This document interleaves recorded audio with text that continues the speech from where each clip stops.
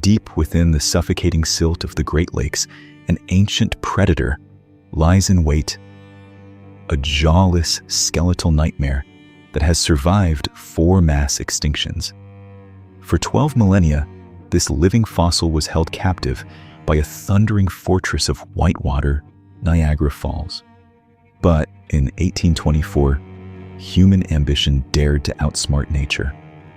What began as a $7 billion engineering masterstroke soon spiraled into a baffling biological slaughter that no one saw coming. As these once vibrant inland seas became the stage for an invisible massacre, a chilling realization emerged: we had unsealed a door that was never meant to exist. So what was the true staggering cost of this miracle of modern transit? And as a new, even more devastating shadow gathers at the gates today, are we truly prepared for the final consequence of a mistake that can never be undone? Stay with us until the very end as we decode the haunting legacy behind this $7 billion gateway, a historical scar that altered the fate of the Great Lakes forever. Is the price simply too high?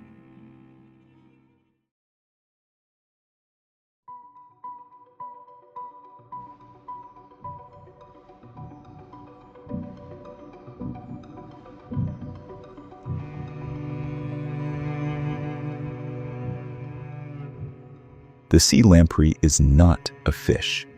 It is a 360 million year old biological weapon designed for a single purpose: the systematic draining of life.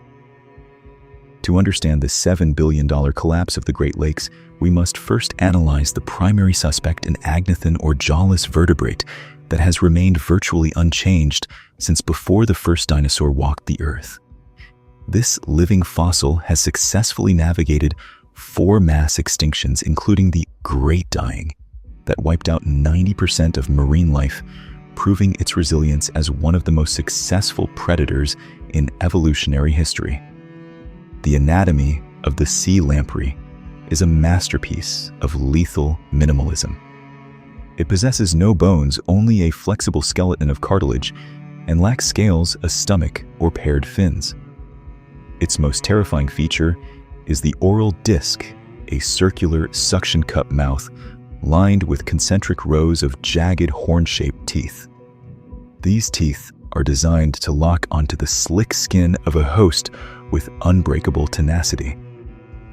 At the center of this nightmare lies a specialized rasping tongue that functions like a high-speed biological cheese grater. Once attached, the lamprey uses this tongue to shred through scales and muscle, opening a direct path to the victim's lifeblood. To ensure a steady meal, it secretes a powerful anticoagulant called lamphredine, which prevents the host's blood from clotting, allowing the lamprey to drain body fluids until the victim is a hollowed-out husk. In the Atlantic Ocean, where it evolved, the sea lamprey acts as a parasite rather than a relentless killer. This is a critical distinction in evolutionary biology. Because ocean species like whales and sharks co-evolve with this predator, over millions of years they developed the body mass and immune defenses necessary to survive an attack. In saltwater, a lamprey might feed and drop off, leaving a scar that eventually heals. However, the Great Lakes were a world entirely unprepared for such a specialized threat. Carved by retreating glaciers approximately 12,000 years ago, these 5 massive basins, Superior, Michigan, Huron, Erie, and Ontario, held 20% of the world's surface freshwater in a state of pristine crystalline isolation. For 12 millennia, the upper lakes were protected by a formidable natural fortress, Niagara Falls. This thundering vertical drop of 100 meters acted as an impenetrable biological filter. While the lamprey was native to the Atlantic and could reach Lake Ontario via the St. Lawrence River, it was physically impossible for it to swim against the sheer crushing force of the Niagara River's cataracts. Niagara was nature's no-entry sign, ensuring that native species like the lake trout and whitefish evolved in a sanctuary devoid of specialized blood-feeding predators.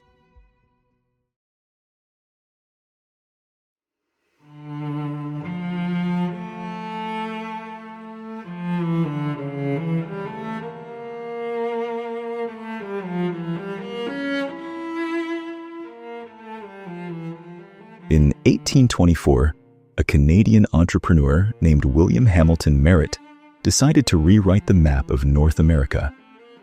Merritt was not an environmental villain. He was a quintessential 19th century businessman with a practical problem. His salt and flour mills along 12 Mile Creek were perpetually short on water, and the burgeoning trade of a young, industrializing continent was being choked by the impassable cliffs of Niagara. To Merritt, the falls weren't a wonder of nature. They were a logistical bottleneck. His solution was as bold as it was dangerous: a man-made canal that would physically link Lake Ontario to Lake Erie.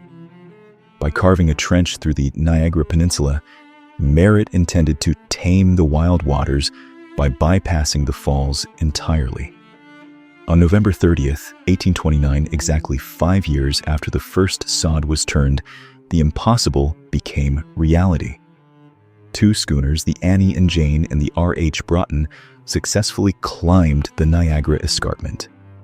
It was hailed as a global engineering miracle, a triumph of human intellect over the raw power of the wild. But in that moment of champagne toasts and celebration, the no entry sign of the Great Lakes was quietly taken down.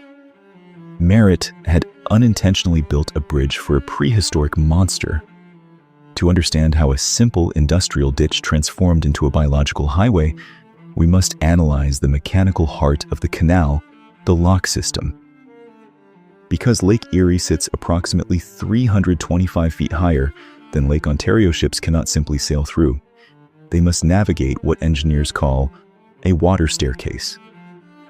A lock is essentially a massive hydraulic concrete bathtub. When a ship enters the lower chamber, the heavy steel gates seal behind it, creating a watertight tomb. Millions of gallons of water are then gravity-fed into the chamber, slowly lifting the multi-thousand-ton vessel to the next level. This staircase did far more than move grain and ore. It created a series of calm, oxygenated, and sheltered chambers. In the natural Niagara River, the turbulent, crushing cataracts would have shredded any soft-bodied organism attempting to swim upstream. But inside the locks, the water was still. This allowed the sea lamprey, a creature that lacked the muscular strength to fight the natural rapids, to slowly hitchhike its way lock by lock into the heart of the continent. The very technology designed to lift human commerce was now acting as a nutrient-rich elevator for an ancient parasite. The canal we see today is not the modest trench Merritt envisioned. It evolved through 4 distinct versions, each larger, deeper, and more lethal to the environment than the last. The first canal, 1829, was a wooden-locked affair primarily for small schooners. The second and third iterations, mid to late 1800s, introduced stone masonry and deeper drafts. However, the most critical turning point for the Great Lakes ecosystem came with the completion of the fourth Welland Canal in the early 20th century. By 1919, industrial demand necessitated a massive expansion. Engineers deepened the channel to 25 feet and widened the locks to accommodate the Lakers' colossal vessels nearly 800 feet long. These massive modifications did more than just increase tonnage. They fundamentally altered the hydrology of the region. Engineers reversed natural flow directions and created deeper, slower-moving currents that remained warmer for longer periods. These modifications were an unintended, open invitation to invasive species. As the locks grew larger to fit the giants of industry, the biological gap grew wider, allowing larger and more diverse populations of invaders to pass through the gates unnoticed. As the canal grew, it introduced a second, even more insidious threat: the silent carrier of global ecology, ballast water. To maintain stability when not carrying heavy cargo, large transoceanic vessels pump thousands of tons of local harbor water into massive internal tanks. When a ship departs from a port in the Black Sea, the Caspian Sea, or the Baltic, it inadvertently sucks in local larvae, eggs, and microorganisms. A ship traveling from Europe enters the Welland Canal, and once it reaches a port in Lake Michigan or Lake Huron, to take on a load of iron ore, it discharges this foreign water to compensate for the weight of the new cargo. In doing so, it effectively transplants an entire foreign ecosystem into the American heartland. This mechanical process transformed the Great Lakes from an isolated sanctuary into a global crossroads for biological chaos. It is how organisms that evolved thousands of miles away from the sea lamprey to the razor-edged zebra mussel found a new unprotected home where they could thrive without natural competition. The chronological conquest was a record of total ecological collapse. 1921 first confirmed sighting in Lake Erie. 1936, the invader reaches Lake Michigan. 1937, Lake Huron is officially compromised. 1938, Lake Superior, the deepest and coldest frontier, falls. But the danger of the Welland Canal has never been purely biological. It is rooted in a volatile physical reality where massive industrial weight meets narrow man-made constraints. On August 25, 1974, this tension reached a breaking point in what remains one of the most terrifying engineering failures in the history of the seaway. The Steelton, a massive 600-foot ore carrier, was steaming north through the canal's restricted waters. As it approached Bridge 12 at Port Robinson, a catastrophic lapse in communication occurred, a time blur between the land-based bridge operator and Captain Albert Beaver on the ship's bridge. Investigations later revealed that the vessel failed to sound the required whistle signal upon approach, leaving the bridge operator unable to raise the massive structure in time. The result was cataclysmic. The Bridge 12, a vertical lift structure weighing thousands of tons, began to lower directly into the path of the oncoming giant. Moving at full steam, the Steelton struck the bridge with enough force to liquefy steel. The east tower was completely uprooted, collapsing into the canal, while the west tower buckled under its own weight. The massive bridge span was shoved into the depths of the water, twisted beyond recognition. While miraculously no lives were lost, Captain Beaver and a watchman escaped with only minor injuries. The physical and economic damage was staggering. The Steelton suffered $1 million in damage to its bow and pilot house, requiring extensive repairs at Port Colborne. However, the bridge was a total loss, with damages estimated between $15 and $20 million. The canal was paralyzed for weeks. Reopening the waterway required heavy-duty floating cranes to dredge the wreckage, including massive 300-ton counterweights that lay on the canal bed.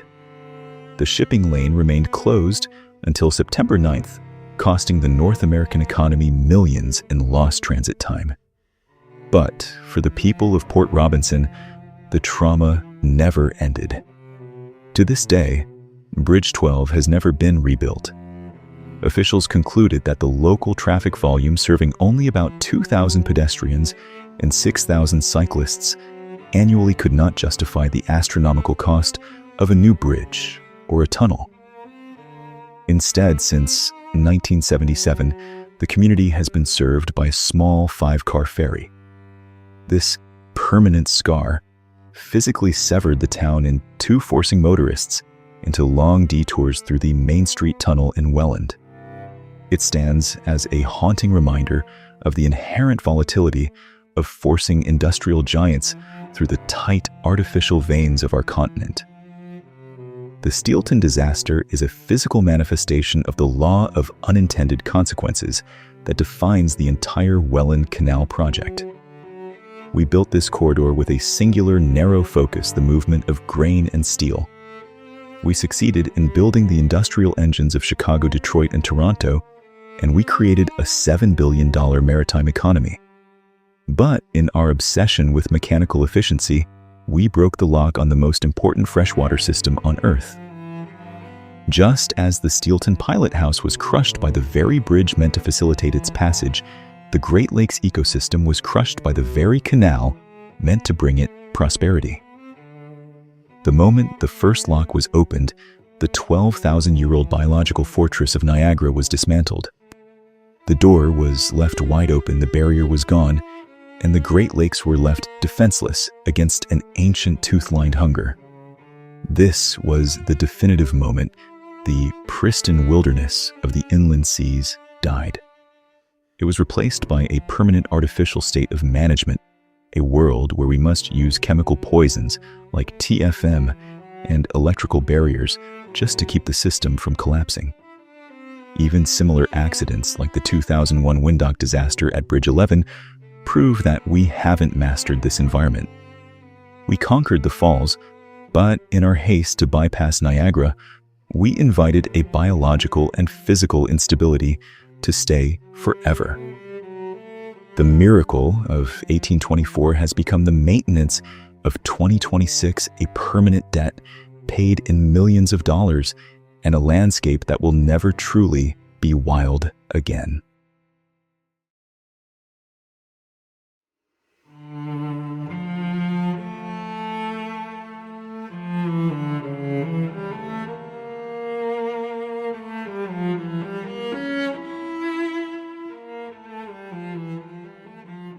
By the late 1940s, the Great Lakes had ceased to be a pristine sanctuary. They had been transformed into a silent underwater slaughterhouse. The Sea Lamprey, having exploited the Welland Canal's water staircase, found itself in an ecosystem that was biologically naive. Unlike Atlantic species that co-evolve with this parasite over millions of years, the lake trout Salvelinus namaycush, whitefish, and burbot of the upper lakes were evolutionary orphans. They were smaller, slower to mature, and possessed absolutely no defense against the lamprey's specialized chemical weapon, lampredin. The lethality of this encounter was absolute.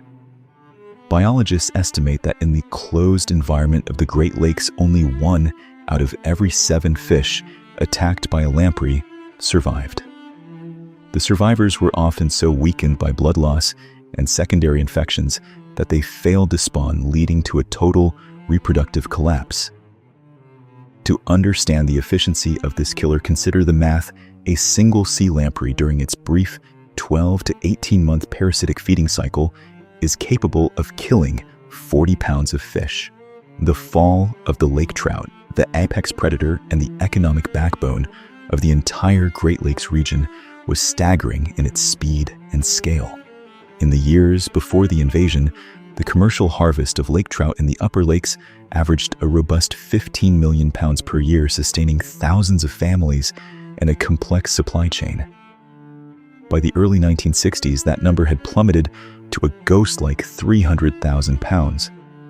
This was not just a decline, it was a 98% catastrophic collapse.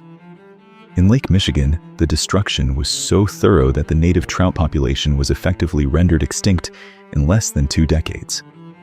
The silver gold of the lakes had been replaced by a plague of ancient jawless vampires. This disaster was not an act of God or a random natural event. It was the direct byproduct of engineering hubris, the blind industrial era belief that nature is a secondary concern to the gears of commerce. The construction of the modern St. Lawrence Seaway and the expansion of the Welland Canal were the culmination of a decades-long geopolitical tug-of-war between the United States and Canada. For nearly 50 years, lobbyists, engineers, and politicians engaged in a fierce legal and economic battle over these waters. Canada feared that American control over the waterway would infringe on its sovereignty, while in the U.S., powerful railroad tycoons fought to block the canal's expansion, fearing the competition of a deep-water maritime route. Amidst this clashing of steel and egos, the biological reality of the lakes was ignored. Despite the warnings of early naturalists who feared that opening the gates would lead to a disastrous mixing of oceanic and freshwater species, the progress at all costs mantra prevailed. The optimism of the era was staggering, bordering on delusions of grandeur. Leading engineers of the time spoke of conquering the cataracts and harnessing the wild Niagara, as if the natural world were an unruly beast to be broken. One political proponent famously declared, "Nature is a chaotic force waiting for the order of man's concrete." They looked at the Great Lakes and saw only liquid highways, efficient corridors for grain steel and iron ore, completely ignoring the fact that they were also complex, fragile biological machines. The economic irony of this decision is profound and painful. While the seaway eventually brought billions in shipping revenue, it simultaneously decimated a $7 billion commercial and recreational fishing industry. We traded the sustainable, self-renewing wealth of the lakes for the short-term efficiency of ore transport. It remains one of the greatest mathematical errors in maritime history. We built a multi-billion-dollar door to grow our economy, only to let in a thief that stole the very foundation of the house. Behind the cold, clinical statistics of pounds of fish lost lay the shattered lives of thousands of families. Along the rugged shores of Whitefish Point on Lake Superior and the once teeming Saginaw Bay of Lake Huron, the great collapse was felt at every dock, every cannery, and every dinner table. To understand the tragedy, one must imagine the perspective of a third-generation fisherman in 1955. For a century, his family had built a life on the rhythm of the lakes. He would pull his heavy nets from the freezing depths, expecting the silver flash of healthy trout. Instead, he began finding zombies fish that were still alive but covered in circular weeping red sores where the lampreys had hollowed them out. These fish were unmarketable, horrific to look at, and soon they vanished entirely. The social consequences were systemic and devastating. As the fish disappeared, so did the entire infrastructure of the coast. Tens of thousands of livelihoods, from the net menders and boat builders to the cannery workers, wholesalers, and specialized mechanics, simply evaporated. Coastal towns that had thrived for 100 years, built on the bounty of the freshwater seas, were transformed into ghost villages. This economic hollow-out led to a sharp decline in regional real estate values. Shoreline properties that once bustled with maritime activity were abandoned to rot. The maritime culture of the Great Lakes, a heritage of craftsmanship and resilience built over generations, was nearly erased by a creature no bigger than a man's arm, an intruder invited in by a man-made ditch.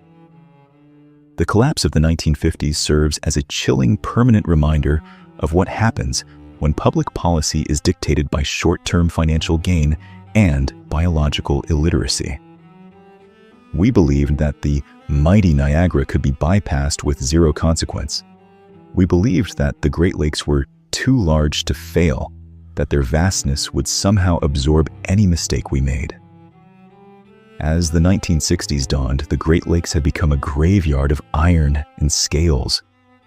The commercial fishing industry sat in ruins, the nets were rotting in the sun, and the entire ecosystem was in free fall. The lake trout was gone, the whitefish was disappearing, and a new, even more invasive threat, the alewife, was beginning to surge in the absence of predators, leading to massive die-offs that littered beaches with stinking carcasses. It was only then, when the $7 billion industry had almost completely vanished and the public outcry reached a fever pitch, that the two nations finally stopped their petty arguments over tolls and shipping rights. They turned to the scientists with a desperate, frantic question: is it too late to kill the monster we let in? The war for the Great Lakes was about to begin, but the scars of our arrogance would remain forever etched into the bed of the inland seas.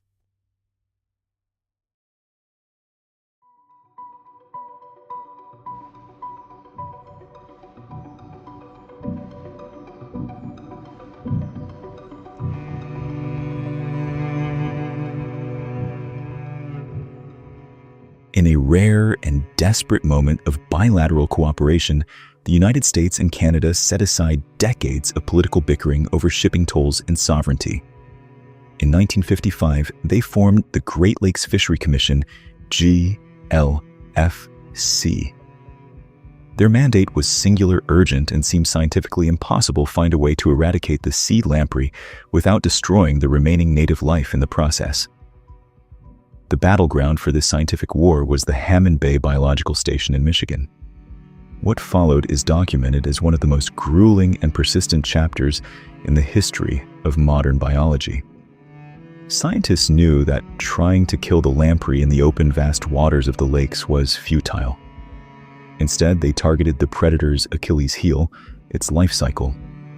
Lamprey larvae, known as Ammocoetes, live buried in the soft silt of freshwater streambeds for 3 to 10 years before transforming into parasitic adults. At Hammond Bay, scientists began a relentless screening process, testing chemical compound after chemical compound against these larvae. They weren't looking for a general poison, which would kill everything from trout to dragonflies. They were searching for a magic bullet, a selective toxicant. The scale of the task was monumental. The research team meticulously tested 6,000 different chemical compounds over 3 long years of failed experiments, false hopes, and scientific dead ends. The breakthrough finally came in 1958 with the discovery of TFM-3-trifluoromethyl-4-nitrophenol. To the amazement of the global scientific community, TFM was found to be highly toxic to lamprey larvae at specific concentrations, while remaining relatively harmless to other fish invertebrates and the humans who use the water. By treating the spawning tributaries, the nurseries of the monster, the Commission achieved a staggering 90% reduction in the sea lamprey population across the basin. This scientific miracle allowed the $7 billion industry to slowly claw its way back. The silver gold of the lake trout began to return, but as the decades passed, a darker realization dawned. TFM was not a cure. It was permanent life support. The sea lamprey, however, was merely the first scout of a much larger and more complex invasion. The open door of the Welland Canal and the St. Lawrence Seaway continued to function as a biological breach, admitting new criminal species, each more devastating than the last. Among the most destructive are the zebra and quagga mussels, introduced in the late 1980s via the ballast water of transoceanic ships originating from the Caspian and Black Seas. These mussels are the ultimate ecosystem hijackers. Unlike the lamprey, which kills one fish at a time, these bivalves attack the very foundation of the food web. They filter the water with such extreme efficiency, one mussel can filter a liter of water a day, that they strip away the plankton and nutrients required by native fish. They are effectively starving the Great Lakes from the bottom up, turning once productive waters into biological deserts. But their damage extends beyond biology into the realm of archaeology. The Great Lakes hold the world's best preserved collection of maritime history, thousands of shipwrecks kept in museum quality by the cold, deep freshwater. The quagga mussels are now erasing this history. They carpet historic wrecks like the SS Edmund Fitzgerald or the SS Carl D. Bradley in layers several inches thick. As they live and die on these structures, they secrete acidic waste that corrodes both wood and steel, literally dissolving the physical evidence of our maritime heritage. Even more terrifying is the nightmare on the horizon, the Asian carp. Currently gathered in massive numbers at the gates of the Chicago Sanitary and Ship Canal, these aggressive leaping fish threaten to bypass the final electrical barriers designed to keep them out. If they breach the lakes, biologists warn of a total regime shift. Asian carp are so prolific and consume so much vegetation that they could seize control of up to 97% of the total fish biomass. The world's largest freshwater system would be transformed into a monoculture of invasive carp, ending the multi-billion-dollar recreational and commercial fishing industry forever. The most sobering and profound realization of the 21st century is that we can never truly win this war. The Great Lakes are no longer a self-sustaining wild wilderness. They have been transformed into a managed industrial park on permanent artificial life support. We have entered an era of eternal maintenance. The cost of our 19th century oversight is staggering and permanent. Every single year, without fail, teams of biologists and technicians must trek into the thousands of tributaries that feed the Great Lakes. They manually pour hundreds of tons of lampricide TFM into the water. If this chemical intervention were to stop for even 2 spawning cycles, the sea lamprey population would rebound with such explosive, exponential force that the $7 billion industry would collapse entirely within a decade. For the divers and biologists on the front lines, the reality is a grueling, never-ending cycle of monitoring, treating, and counting dead larvae. They are the janitors of a 12,000-year-old mistake. We didn't just build a canal to move grain and steel, we created a permanent multi-million-dollar line item in the national budgets of 2 countries. We are forced to pay a biological tax for the arrogance of William Hamilton Merritt and the engineers who believed they could conquer nature. This is a peace that exists only as long as the chemicals keep flowing and the electricity in the fish barriers stays on. The story of the Great Lakes is the ultimate cautionary tale for the modern age.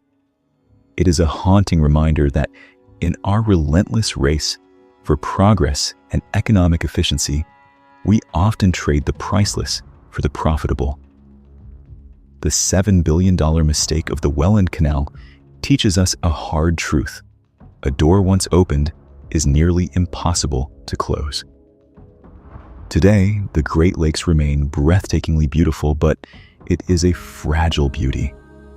It is a landscape held together by the thin threads of human intervention, by electricity, by laboratory-created chemicals, and by constant vigilance. As we look out over the crystalline blue waters of Lake Superior, or watch the sun set over the bustling harbors of Lake Michigan, we must remember what lies beneath the surface. We must remember the ancient tooth-lined predator lurking in the silt and the new invaders waiting at the gate. The price of our miracle of transit is eternal vigilance. We successfully conquered the falls, bypassed the cataracts, and linked the heart of the continent to the world. But in doing so, we have chained ourselves to a biological war that has no end. We have traded a wild, self-regulating paradise for a managed system that requires our constant, expensive, and desperate attention just to survive. The scar of the Welland Canal is not just a trench in the earth. It is a permanent mark on the soul of the Great Lakes, a reminder that when we play God with geography, the bill eventually comes due, and it is a price we will be paying forever.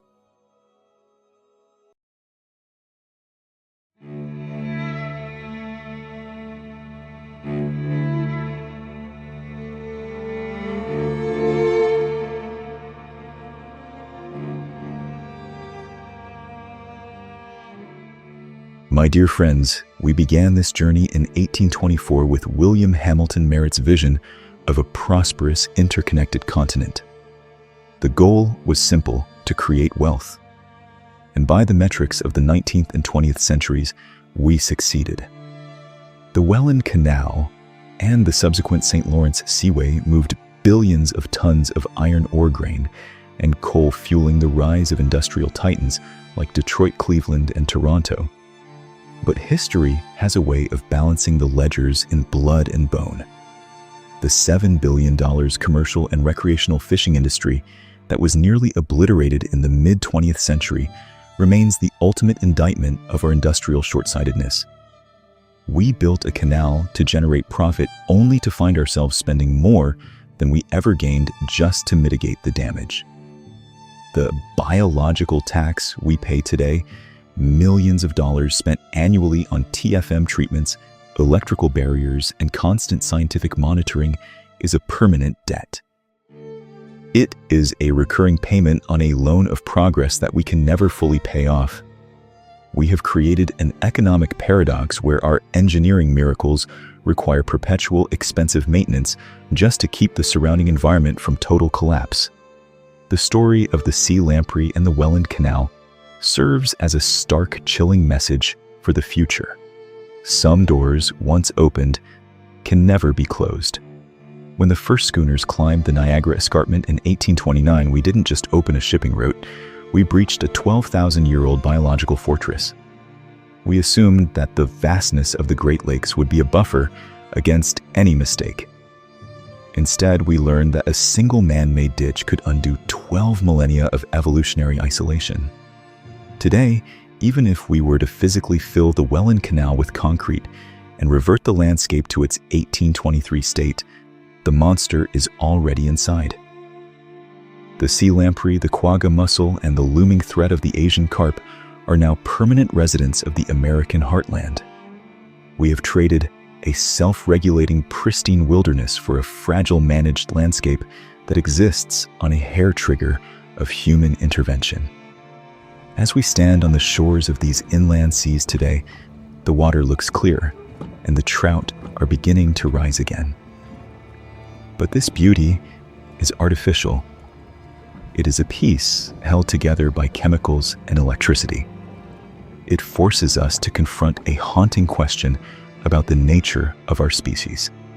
Will humanity ever learn to balance the urgent hunger for economic development with the slow, vital necessity of ecological preservation?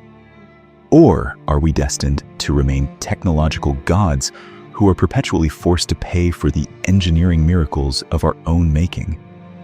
The Great Lakes are no longer just a source of water or a route for trade. They are a 94,000 square mile cautionary tale. They remind us that nature's systems are infinitely more complex than our concrete blueprints, and that the cost of taming the wild is often the loss of the very things that make the wild worth having. We conquered the falls, we bypassed the cataracts, and we linked the world to the heart of North America. But in our haste to move forward, we forgot to look at what was swimming right behind us. Before concluding today's message, thank you for standing with us on the shores of this history. If you have a story from the Great Lakes, a memory of the zombie fish, or a town changed by the 1974 Steelton crash, share it below. Your voice keeps this history alive. And if this deep dive resonated with you, please like, share, and follow for our next maritime investigation. Until then, stay curious, and I'll see you in the next video.